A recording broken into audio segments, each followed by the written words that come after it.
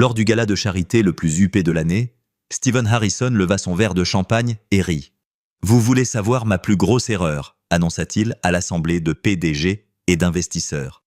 L'épouser. Il désigna sa femme Nathalie, une femme noire qui se tenait à peine à 3 mètres.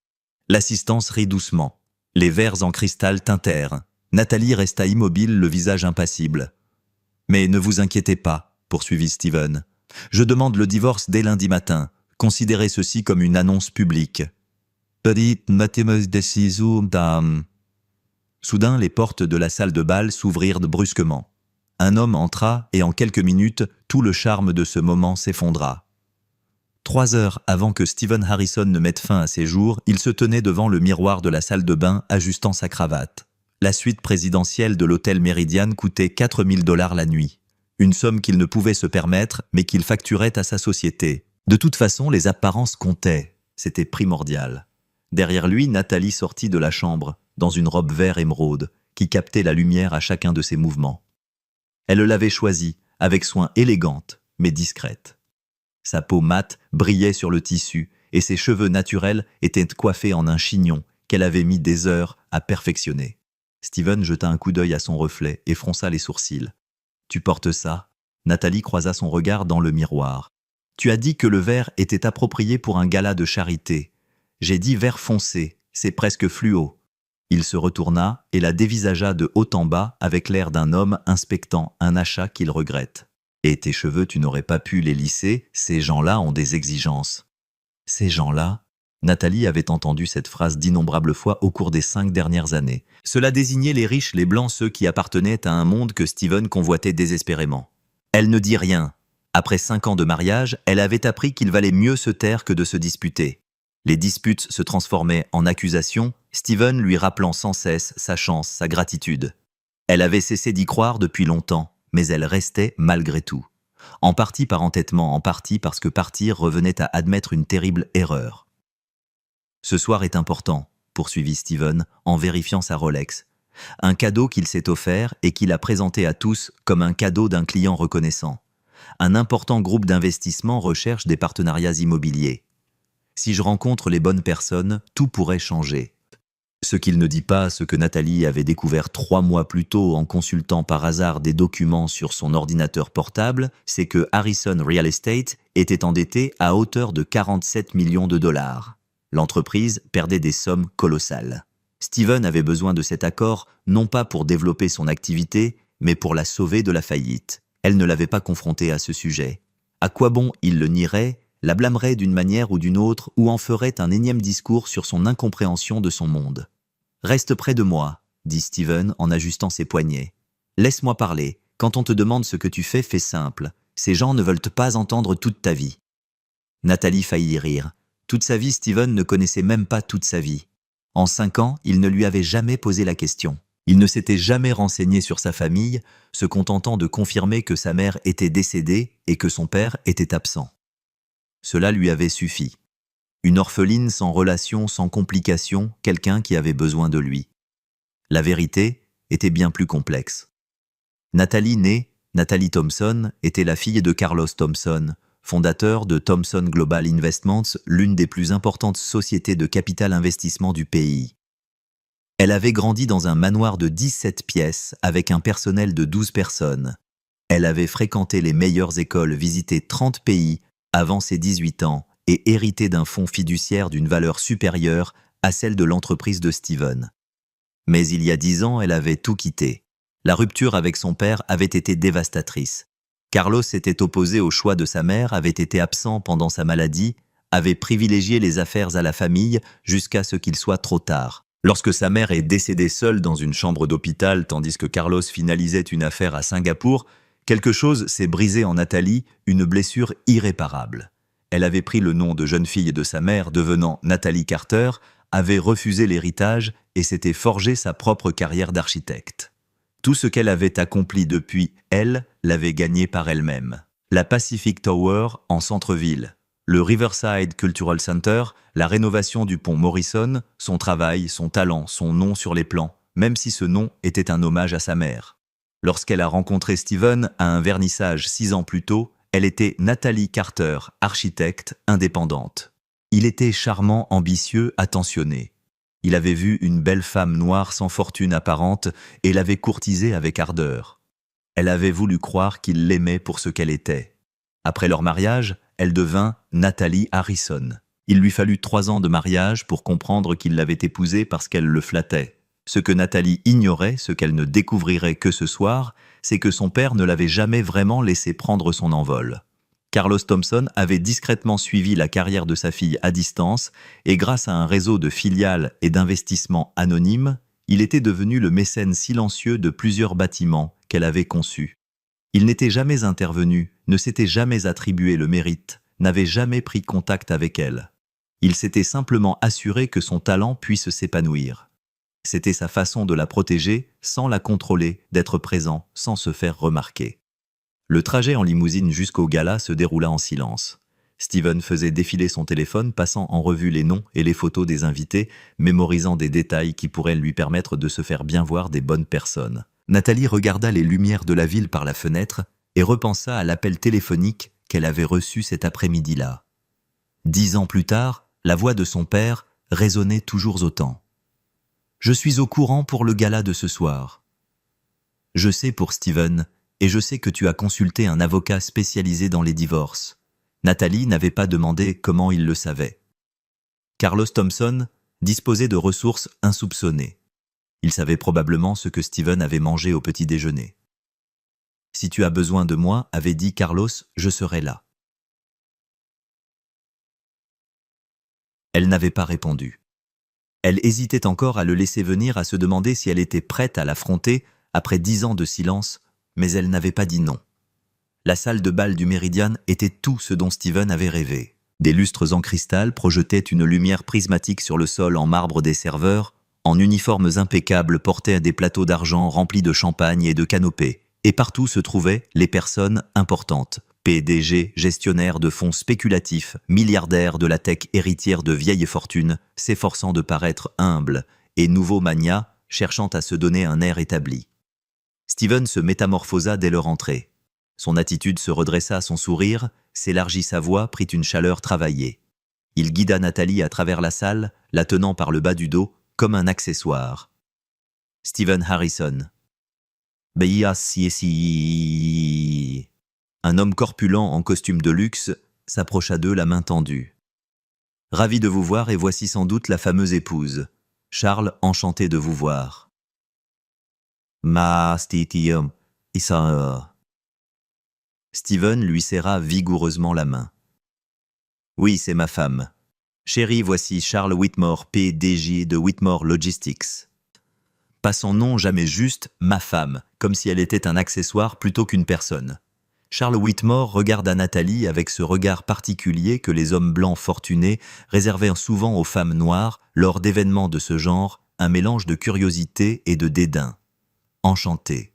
Que faites-vous dans la vie ?» Avant que Nathalie ne puisse répondre, Steven intervint. « Elle s'occupe de la maison. Vous savez comment c'est. Il faut bien que quelqu'un gère le foyer pendant que nous partons à la conquête du monde. » Nathalie sentit quelque chose changer en elle, une petite fissure dans le mur qu'elle avait érigée autour de ses patients. « En fait, dit-elle d'une voix calme mais claire, je suis architecte. J'ai conçu la Pacific Tower en centre-ville. » Yarti. Silence. Charles Whitmore haussa les sourcils. « La Pacific Tower, demanda-t-il. C'est un bâtiment remarquable. J'y ai eu une réunion le mois dernier. L'atrium est époustouflant. » Merci. Nathalie esquissa un sourire. Il a fallu 3 ans pour la terminer. Steven rit un rire forcé qui ne transparaissait pas dans ses yeux. Elle fait preuve de modestie. C'était un travail d'équipe, évidemment. Bref, Charles, je voulais te parler de quelques opportunités dans le secteur de la logistique. Il entraîna Nathalie à l'écart avant que la conversation ne puisse se poursuivre, serrant son bras plus fort que nécessaire. « Qu'est-ce que tu fais ?» siffla-t-il. « Je t'ai dit de me laisser parler. » Il m'a posé une question directe et j'y ai répondu. Steven serra les dents. « Ne me fais pas honte ce soir, Nathalie. Je suis sérieux. Tout mon travail repose sur ça. » Elle le regarda vraiment, et vit le désespoir sous son costume coûteux et son sourire forcé. Il était terrifié. Tout son empire était bâti sur du sable et il le sentait s'effondrer sous ses pieds. Un instant, elle eut presque pitié de lui. Puis elle se souvint de chaque insulte, de chaque rejet, de chaque fois qu'il l'avait rabaissé pour se sentir important. Les 2 heures suivantes furent une véritable mise en scène. Steven manœuvra comme un politicien riant à des blagues nulles, approuvant des opinions qu'il ne partageait pas, distillant des allusions à des accords et des relations pour la plupart inventées de toutes pièces. Nathalie se laissa glisser à ses côtés, de plus en plus invisible, observant le théâtre élaboré de la richesse et du statut social. Elle remarqua un homme qui observait Steven avec un intérêt particulier. Grand distingué, vêtu d'un costume plus cher que la plupart des voitures, il affichait pourtant l'aisance de quelqu'un qui avait depuis longtemps cessé de se soucier de l'argent.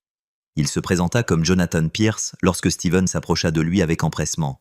« Je représente un groupe d'investissement privé à la recherche d'opportunités immobilières », déclara Jonathan d'un ton suave. « Nous avons suivi votre entreprise avec intérêt, monsieur Harrison. » Steven était en extase. C'était enfin l'occasion qu'il attendait. Il ne remarqua pas le bref regard de Jonathan se poser sur Nathalie, une expression de reconnaissance aussi fugace qu'apparue. Ce qu'il ignorait, c'est que Jonathan Pierce n'était pas un investisseur comme les autres. Il était le bras droit de Carlos Thompson envoyé pour observer et faire rapport. Au fil de la soirée, Steven botte, plus que de raison. Le champagne lui fit perdre la parole, et la pression de maintenir son masque commença à se fissurer. Il se retrouva entouré d'un groupe d'hommes d'affaires, leur rire l'encourageant, leur attention l'enivrant. C'est alors qu'il fit l'annonce qui allait tout changer. Les rires qui suivirent l'annonce de Steven se propagèrent comme une vague dans le cercle d'hommes d'affaires. Certains riaient parce qu'ils trouvaient cela sincèrement amusant. D'autres riaient parce que Steven riait. Et dans des pièces comme celle-ci, on reflétait le pouvoir même quand il n'était qu'une illusion. Nathalie se tenait à 3 mètres assez près pour entendre chaque mot, assez près pour voir le sourire narquois sur le visage de son mari, alors qu'il portait ce qu'il pensait manifestement être un coup fatal.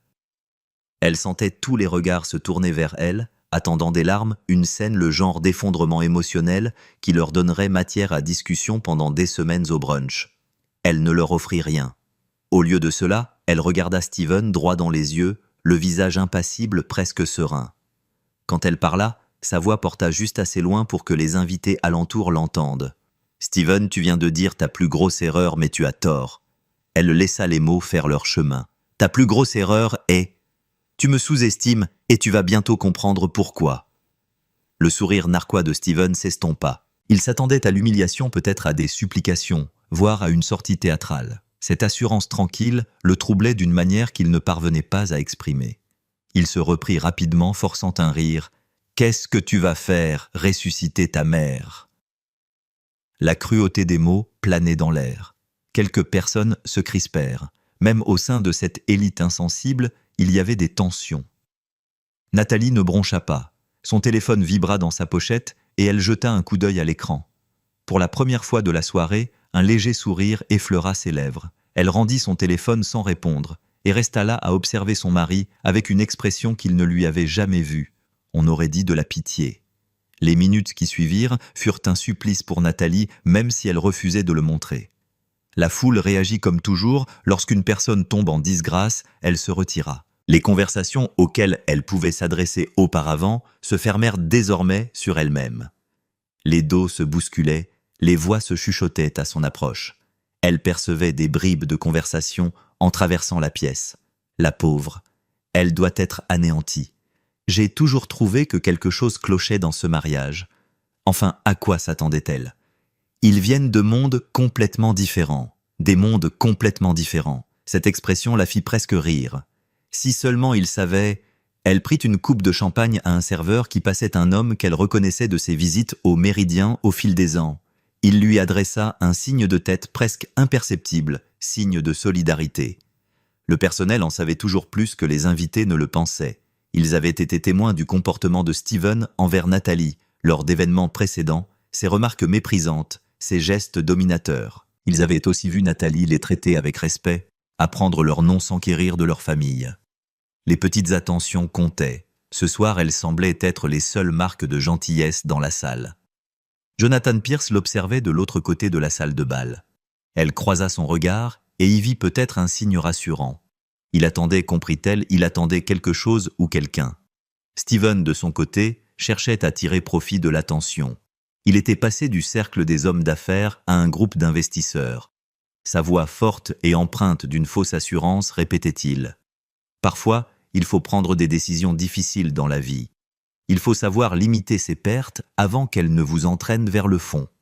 C'est ce qui distingue les hommes qui réussissent de ceux qui échouent. Il ne remarqua pas les regards échangés par certains investisseurs. Il ne vit pas Jonathan Pierce se diriger discrètement vers l'entrée de la salle de bal. Trop occupé à jouer la comédie trop grisée par le champagne et son propre ego, il ne réalisa pas que le sol se dérobait déjà sous ses pieds. À 9h37 précise, les portes de la salle de bal s'ouvrirent. L'homme qui entra avait la soixantaine grand et d'une carrure imposante malgré son âge. Son costume d'une simplicité trompeuse pour l'assemblée était d'un bleu marine foncé sans logo apparent ni détail ostentatoire. Pourtant, ceux qui s'y connaissaient en argent, en véritable argent, en reconnurent instantanément la coupe et le tissu. Ce costume coûtait plus cher que la plupart des voitures portées par un homme qui avait cessé de se soucier des prix depuis des décennies. Carlos Thompson se déplaçait dans la salle avec l'aisance d'un navire sur l'eau, créant des remous sans le moindre effort apparent. L'hôte du gala faillit trébucher en se précipitant pour le saluer. Des invités plongés dans leur conversation trouvèrent soudain des raisons de se rapprocher. L'énergie de toute la salle se déplaça vers ce nouveau centre de gravité. Steven remarqua l'agitation et se retourna. Lorsqu'il reconnut le visage, ses yeux s'écarquillèrent. « Oh mon Dieu !» murmura-t-il. « C'est Carlos Thompson. » Carlos Thompson, dont le nom figurait sur les listes de Forbes et dans les études de cas des écoles de commerce, fondateur de Thomson Global Investments, un empire du capital investissement pesant plus de 30 milliards de dollars. L'homme qui partit de rien avait bâti une fortune grâce à une combinaison de génie d'impitoyabilité et d'une capacité presque surnaturelle à déceler les opportunités que les autres ne voyaient pas. Steven rajusta sa veste et passa une main dans ses cheveux. C'était le moment, l'occasion de sa vie. S'il pouvait obtenir 5 minutes avec Carlos Thompson, s'il parvenait à faire bonne impression, tout pourrait changer.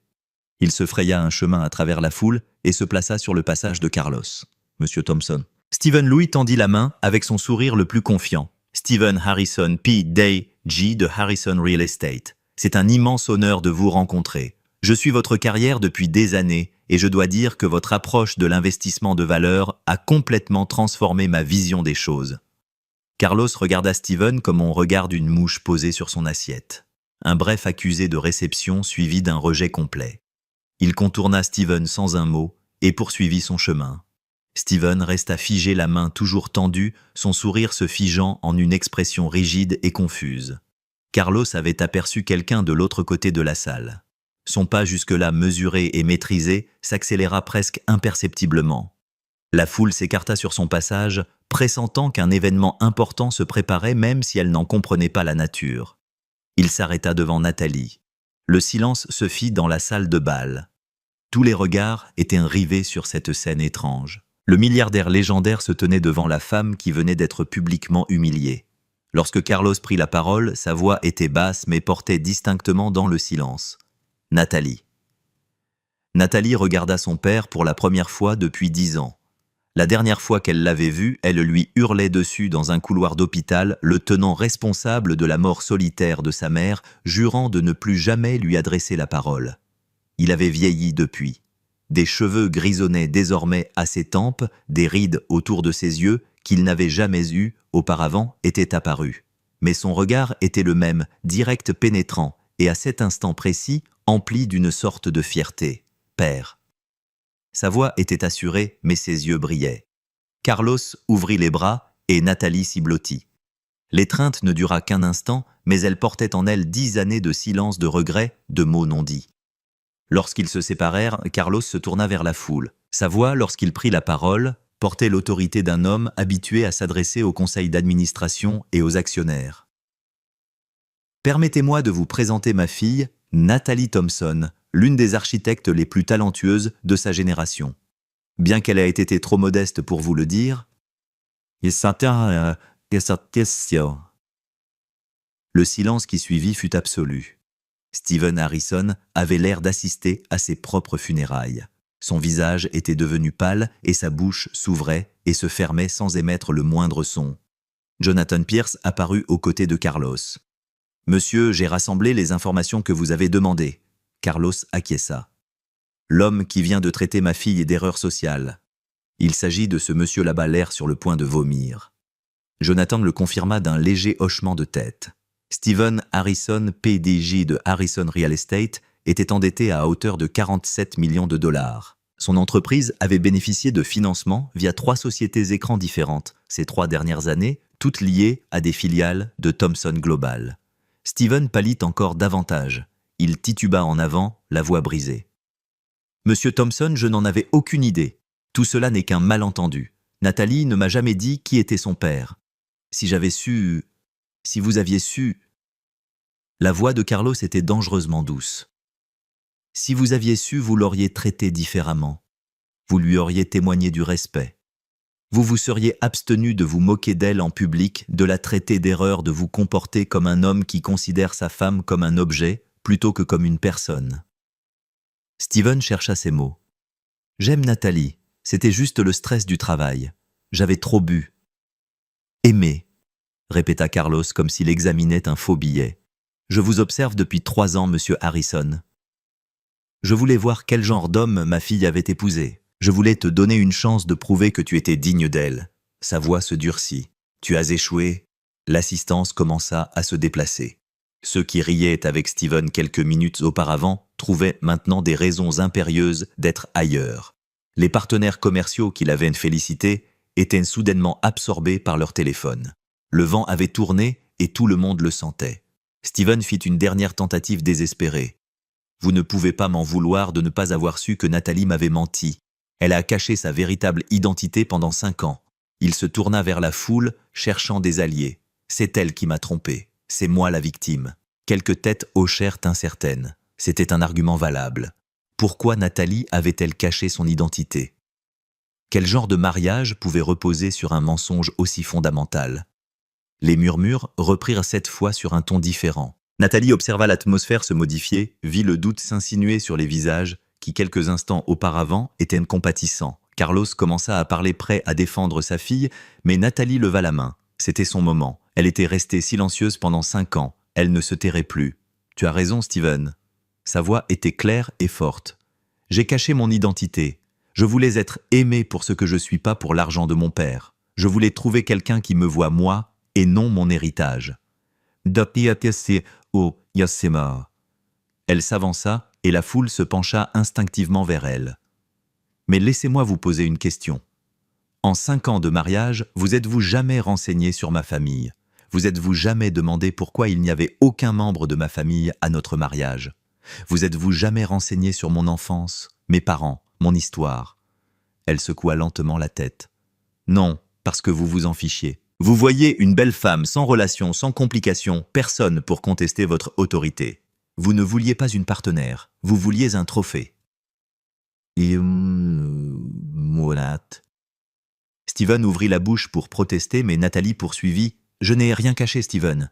Tu n'as simplement jamais posé de questions. Tu n'as jamais cherché à voir au-delà de ce que tu voulais voir. Ce n'est pas de la tromperie, c'est ton propre aveuglement. » Les murmures cessèrent. Un silence complet s'installa dans la pièce. « J'ai passé 5 ans à me faire toute petite pour que tu te sentes grand. » Nathalie ajouta. « J'ai enduré tes insultes, ton besoin de contrôle, ton mépris. Et ce soir, quand tu t'es tenu devant ces gens et que tu m'as traité de ta plus grande erreur, j'ai compris quelque chose. » Elle le regarda droit dans les yeux. La seule erreur avait été de croire que l'amour signifiait accepter la cruauté. Steven resta muet. Pour la première fois de sa vie d'adulte, il était sans voix. Jonathan Pierce s'éclaircit la gorge. « Monsieur Thomson, dois-je procéder aux notifications ?» Carlos regarda sa fille. « Cela dépend de Nathalie. » « Oh, mais c'est pas... » Tous les regards se tournèrent vers elle. Le pouvoir que Steven avait convoité toute sa vie, l'attention de l'élite, le centre de l'univers social, tout cela était désormais concentré sur la femme qu'il avait jugée sans valeur. Nathalie sentit le poids de l'instant. Elle pouvait anéantir Steven d'un seul mot. Les ressources de son père étaient quasi illimitées. Il pouvait ruiner l'entreprise de Steven, le faire exclure de tous les conseils d'administration et partenariats du pays, effacer toute trace de sa carrière en quelques coups de fil. Une partie d'elle le désirait, la partie blessée, celle qui se souvenait de chaque mot cruel, de chaque geste méprisant, de chaque fois qu'il l'avait rabaissée. Mais ce n'était pas le cas, celle qu'elle voulait être. Nathalie s'éloigna de la foule et se dirigea vers un coin tranquille près des hautes fenêtres donnant sur la ville. Carlos la suivit, laissant Jonathan veiller sur la pièce où Steven restait paralysé, entouré d'invités qui soudain ne voulaient plus rien avoir à faire avec lui. Père et fille restèrent un instant silencieux, contemplant les lumières de la ville. « Je peux l'éliminer ce soir, dit Carlos d'une voix douce. Un coup de fil. Son entreprise, sa réputation, son avenir, tout avait disparu au petit matin. Nathalie regarda un avion fendre l'obscurité. 10 ans plus tôt, elle aurait tout donné pour entendre son père lui proposer de se battre pour elle. 10 ans plus tôt, quand sa mère se mourait et qu'il était à des milliers de kilomètres quand elle avait eu besoin de lui et qu'il avait choisi les affaires, mais elle n'était plus la même. « Pourquoi es-tu venu ce soir ?» demanda-t-elle. Carlos resta silencieux un long moment. Quand il prit la parole, sa voix avait perdu son autorité habituelle. Il sonnait comme ce qu'il était, un père qui avait échoué, et qui le savait. « Parce que je n'étais pas là quand ta mère avait besoin de moi. Je n'étais pas là quand tu avais besoin de moi. Et depuis, j'ai passé chaque jour à essayer de réparer mes erreurs. » Il se tourna vers elle. « Je sais que je ne peux pas changer le passé, mais quand tu as appelé cet après-midi, je me suis dit que je pouvais peut-être être là pour le présent. »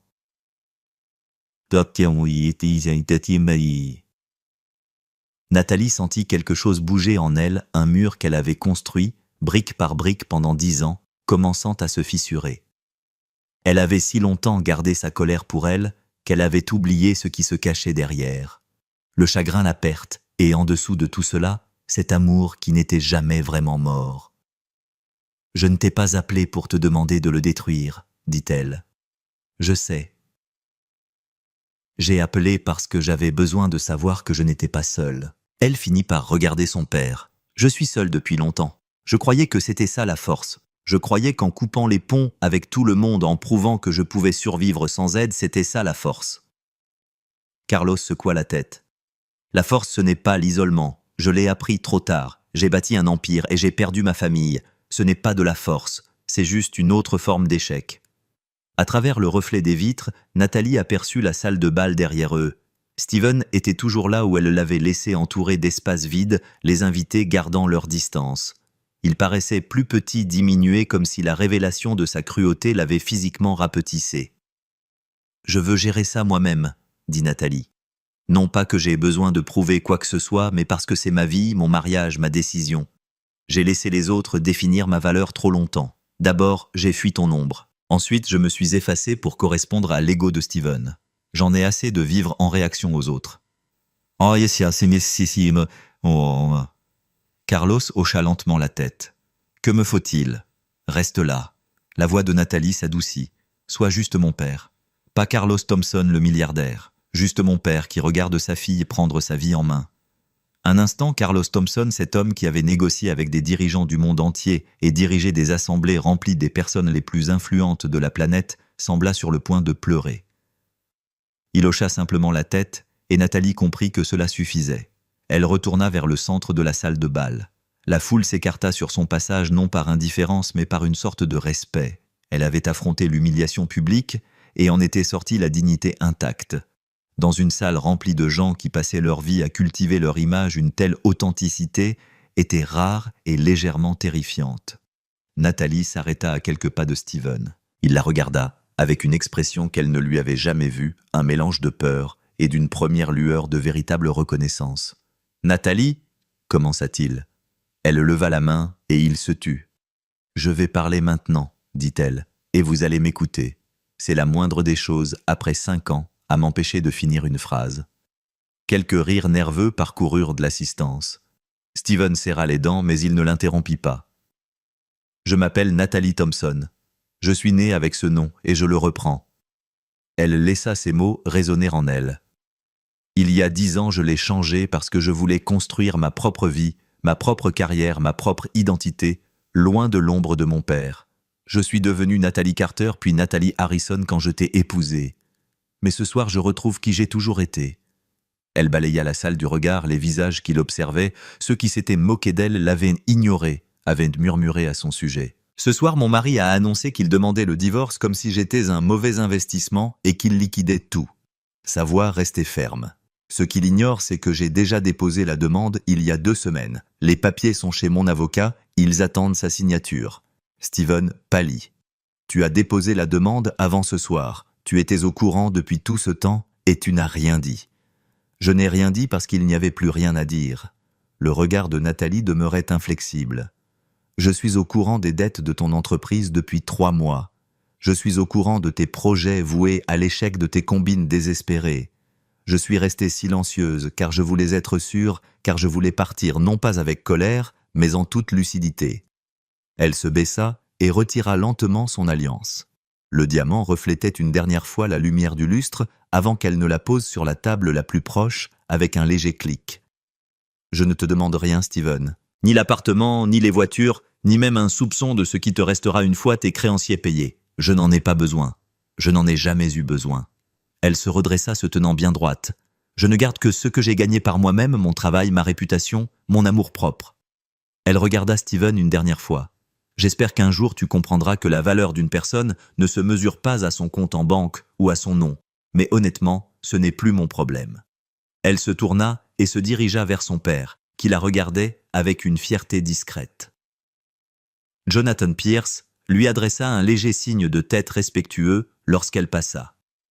Derrière elle, Steven Harrison se tenait seul, au milieu de la salle de bal, entouré de personnes soudainement pressées d'être ailleurs. L'hôte s'excusait déjà. Les cartes de visite distribuées étaient discrètement récupérées. L'empire des illusions que Steven avait mis des années à bâtir s'effondrait sous ses yeux, aux portes de la salle de bal. Nathalie s'arrêta et se retourna non pas vers Steven, mais vers la pièce elle-même, les lustres en cristal, le sol en marbre, ce déploiement étincelant de richesse et de pouvoir. Elle avait passé 5 ans à essayer de trouver sa place, à gagner l'acceptation de ceux qui ne la verraient jamais autrement que comme une étrangère. Elle n'avait plus besoin de leur approbation. Nathalie et Carlos quittèrent ensemble l'hôtel Méridien dans une nuit fraîche imprégnée d'odeurs de pluie et de promesses. La ville s'étendait devant eux, un paysage urbain dense, promesse d'un avenir qu'elle construirait selon ses propres termes. 6 mois plus tard, Nathalie se tenait dans les bureaux de son nouveau cabinet d'architecture. L'espace était modeste, comparé à l'empire de son père, 3 pièces seulement aménagées dans un entrepôt du centre-ville. Mais chaque détail reflétait sa vision. Son nom figurait sur la porte Thompson Design Studio. Ses dessins recouvraient les murs. Son équipe petite mais talentueuse croyait en ce qu'elle construisait ensemble. La réconciliation avec Carlos était en cours.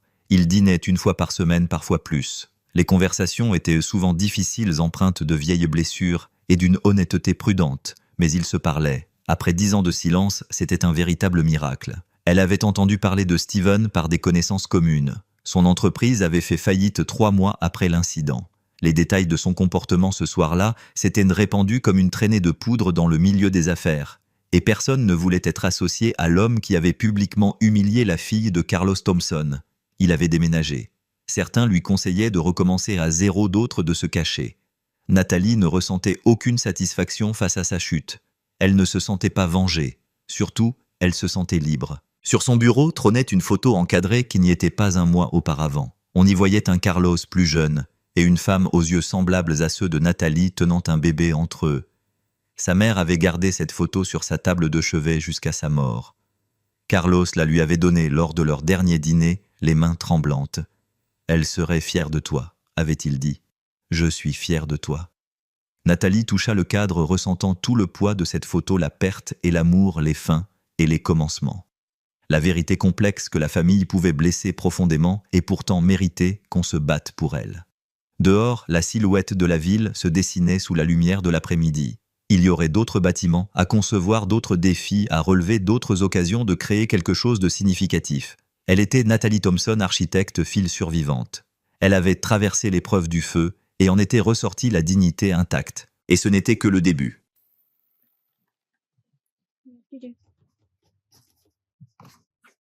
Switching sides. They're just batteries, and I need a recharge. I don't normally drink energy drinks. The only energy drink I like to have is like a yerba mate. Playing this part, I'll do it. I'm holding off Fingal. Okay. Who will I spot first?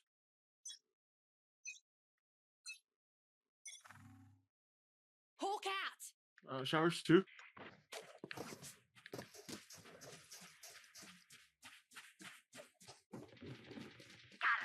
Nice. One enemy remaining. Chamber planning default. Cancelled. He's off. Careful if you push it. Feeling No, let's go down. Nice rock, Fisher. Alright, backseat gaming, bro. Not playing. No, not you. Switching I was sides. meaning for the 3 people pushing this way. Oh, okay. Overtime. Told me to not swim. I'm down to go The B enemy Yeah, again? again. this Composed. smoke was going away. Their So I hearts wanted tell them to a be aware of different it. story. I'm down to go B again. I think she saves flash and explode out or something. I don't know. Yeah, I don't know why she keeps going. Yeah, save your stim. Just stim like Yeah. maybe here, I got so you, the babe. dog will get like back here. Just flash us up and then we'll. Flash There. from here. It'll reach faster. Right here. Yeah, I still have it off this time. Hawk out! Oh, What that's is not. she doing? Hunt. Stim the dog. Stim beacon down. Scout destroy. Left side. Heal us, what? Only one max here. Smoke off Luca. Feeling sight. No I smokes. can't stop. Oh, you're dead. Holy shit. Yeah, he's backside of the Odin. Enemy spotted B. Don't pass. One enemy remaining. How's the Odin backside? Nice. Oh my god. Like this, the util is whatever. I just need to play not on Her her. util sucks. Her Switching util sides. genuinely just sucks. Stay in range of my stim beacon. We'll mow them down. I might have ordered 38 of them. 38 of what? An energy drink? What kind of energy drink?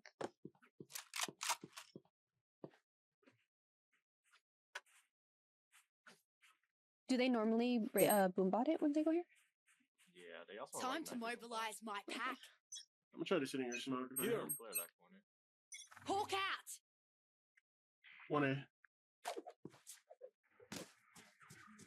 Smoke me out.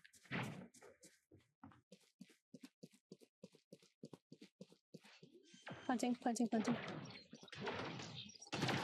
Spike planted. One bench, 2 lamps. There. Have dog. Cutting their vision. Chamber kit is either When you short or roll. lamp. Time to hunt. Scout destroy. 2 lamps. Feeling Go. sight. Hawk out. Blinded. Piss off. One enemy remaining. Last Shower. player Shower. standing.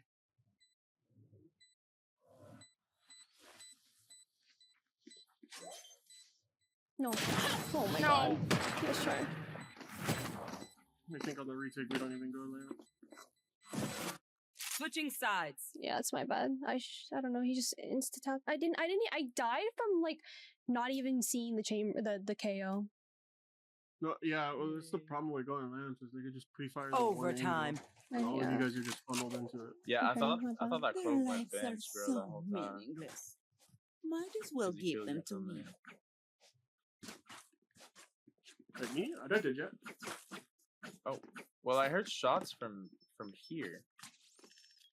Oh, I I don't was know. like, When I oh, died, I shit. saw 2 here, and then the chamber TP. And I just didn't know where to Wait, see if you can wait the KO dart first before you dog. Tree.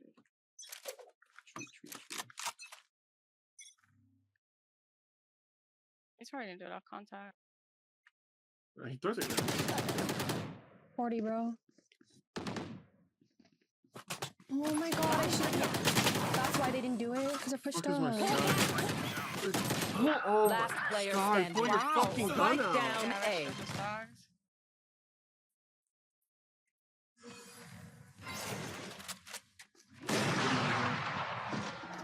GG. We actually lost this game. That's my bad, I guess.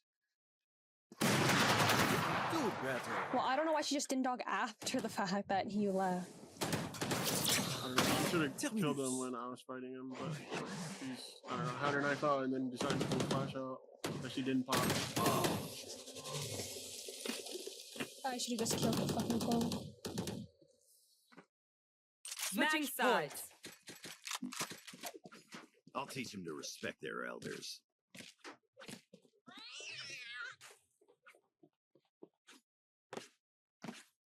Well, you can run through so fast. The timing to beat this game is throwing me off. What map are you playing?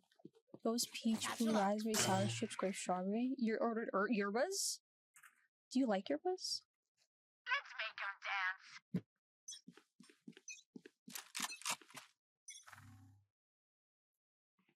One shower.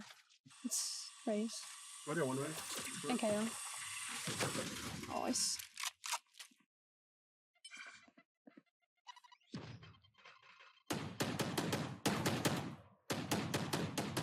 One short. They might leave and grab the other orb. They're leaving. I hear one leaving. We have no smoke right now. Raise is still.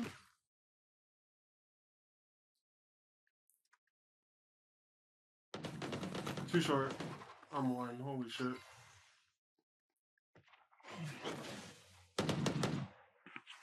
Shower. Here, he's leaving. They're making you waste your smoke. Yeah, I can heal you. You want me to come heal you? Or you want me to stay? I'll run to you. Oh, they're coming here. They're coming here. Raise his light. Hurting Satchel. Spike down B.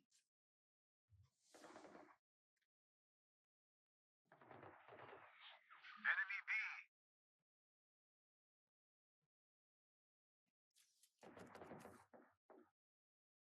30 seconds left. One TP. One TP.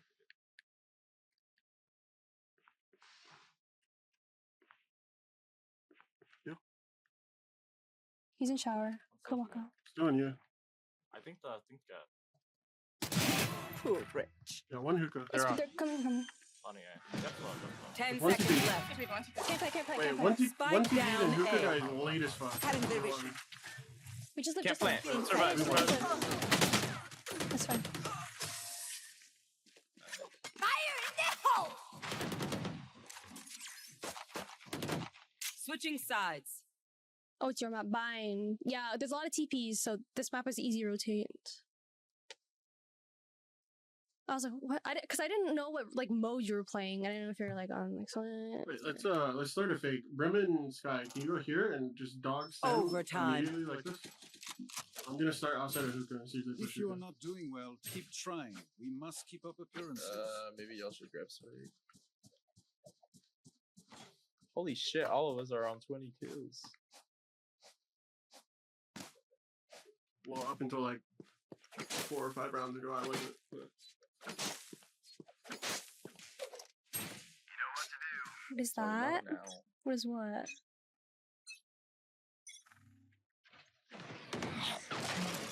Enemy spotted B.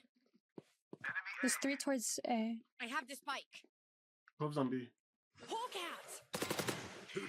I got the op. We could probably take it. Oh, never mind. That's it, that's it. We can, we can. Jet. Hawk out. Stealing seconds. Close, close, close. Okay, yeah. Reloading. Careful, That careful, club is careful. no smoke. Molly! Shit, one shot. Oh, we fucked up. We need 1 kill. Clove Clove's Jack here left, now. yeah? I have no smokes. Yeah, we need a pick or 2. I have 1 blind. Enemy spotted A. Hopping heaven. Jack camp. God. Yeah, we fucked up our take.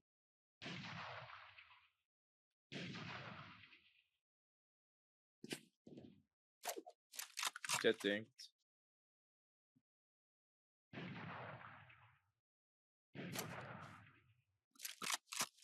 30 seconds left. I think only KO or Chamber can be here. Strip on the hookah. On the box. Backside. Get out of here. I'm gonna plan for everything. Oh my god, he died. What should we do? close. Spike planted. Satchel out. We gotta just try and get One kill. 1 each. 2 CT right now. Last player standing. Yeah, right. He wallbanged me. Yeah, that's fucking crazy. I killed the wrong person. Could even E. He fucking just wall bangs that. Like he just knows. Oh, we should have won this so long ago. I don't know why our brain is so Match sharp. switching sides. Okay, which gun to pick this time? He perfectly